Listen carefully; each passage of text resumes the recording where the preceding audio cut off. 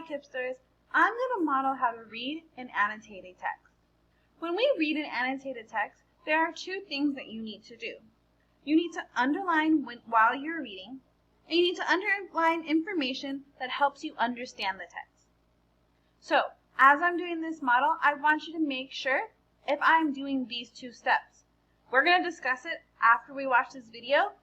Did I follow the two steps? Did I underline while I was reading? And did I underline information that helped me understand the text? So let's begin. The title of this poem is called Border Kid. I'm actually going to circle this because this is going to help me predict what the text is going to be about. And when I think of Border Kid, I am imagining this is going to be about a kid who lives on the border, maybe the border between Mexico and Texas. So now I want to read, what does he have to say about being a border kid, or maybe what he knows about border kids. Let's keep reading. It's fun to be a border kid, to wake up early Saturdays and cross the bridge to Mexico with my dad. Well, when I'm reading this, it says it's fun to be a border kid, and he gets to cross the bridge to Mexico with his dad. So it seems like he enjoys doing this. Maybe he enjoys doing this because he's with his dad and he gets to spend time with him. Now I'm going to keep reading.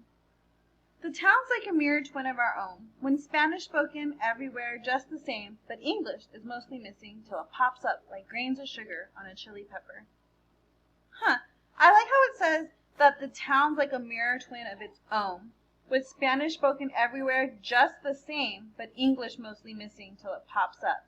This helps me understand that wherever he is, that the two cities that he's going to are almost exactly the same. They speak Spanish mostly, but occasionally there's English, so they look the same. That's why it says it's the mirror or a twin, because they are the same.